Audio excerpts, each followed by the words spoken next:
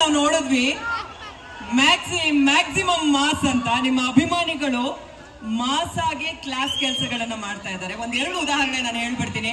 ಅಲ್ಲೆಲ್ಲೋ ಒಬ್ಬ ಅಭಿಮಾನಿ ಉತ್ತರ ಕರ್ನಾಟಕದಲ್ಲಿ ನೀರಿಲ್ಲ ಕುಡಿಯೋಕೆ ಅಂದಾಗ ಸ್ವಂತ ಖರ್ಚಲ್ಲಿ ನಿಮ್ಮ ಹೆಸರಲ್ಲಿ ಬೋರ್ವೆಲ್ ತೆಗೆಸಿರೋದಾಗಿರ್ಬೋದು, ಕನ್ನಡ ಶಾಲೆಗಳನ್ನ ದತ್ತು ತಗೊಳ್ತಾ ಇರೋದಾಗಿರ್ಬೋದು, ಅಥವಾ ಇಡೀ ಇಂಡಿಯಾದಲ್ಲಿ ಜ್ಯೋತಿರ್ಲಿಂಗಗಳಿಗೆ ಒಬ್ಬ ಅಭಿಮಾನಿ ಸೈಕಲ್ ಮೂಲಕ ವಿಸಿಟ್ ಮಾಡಿ ನಿಮ್ಮ ಹೆಸರಿನಲ್ಲಿ ಒಂದು ಟ್ರಾವೆಲ್ ಮಾಡ್ತಾ ಇರೋದಾಗಿರ್ಬೋದು. ಈ ತರದ್ ಎಷ್ಟೋ ಕೆಲಸಗಳು ನಾನು ಹೇಳ್ತಾ ಹೋದ್ರೆ ದೊಡ್ಡ ಲಿಸ್ಟ್ ಇದೆ ಸರ್.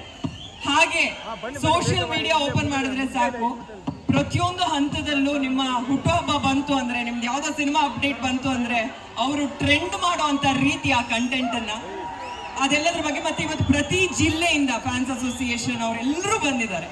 ಅವರೆಲ್ಲರೂ ಏನ್ ಹೇಳ್ತೀರಾ? ಅವರೆಲ್ಲ ಒಳ್ಳೆ ಕೆಲಸ ನನ್ನಿಂದ ಮಾಡ್ತಾ ಇದ್ದಾರೆ ಅಂದ್ರೆ ತಪ್ಪಾಗುತ್ತೆ ಮೇಡಮ್. ಅದಷ್ಟು ಅವರ ತಂದೆ ತಾಯಿಗೆ ಸಲ್ಲುತ್ತೆ,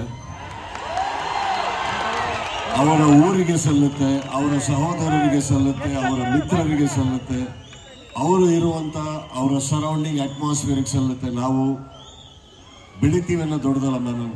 ನಾವು ಯಾವ ವಾತಾವರಣದಲ್ಲಿ ಬೆಳಿತೀವಿ, ಯಾವ ವಾತಾವರಣದಲ್ಲಿ ಇರ್ತೀವಿ ಅನ್ನೋದು ಬಹಳ ಮುಖ್ಯ ಆಗುತ್ತೆ.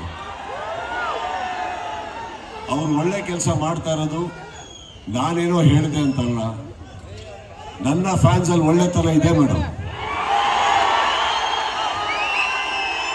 ಅದಕ್ಕೆ ನಾವಿಷ್ಟು ಒಳ್ಳೆಯವರು, ಅದ್ರಲ್ಲಿ ಡೌಟೇ ಬೇಡ. ಖಂಡಿತ ಡೌಟ್ ಇಲ್ಲ. ಹಾಗೆ ಒಂದು ಕೊನೆ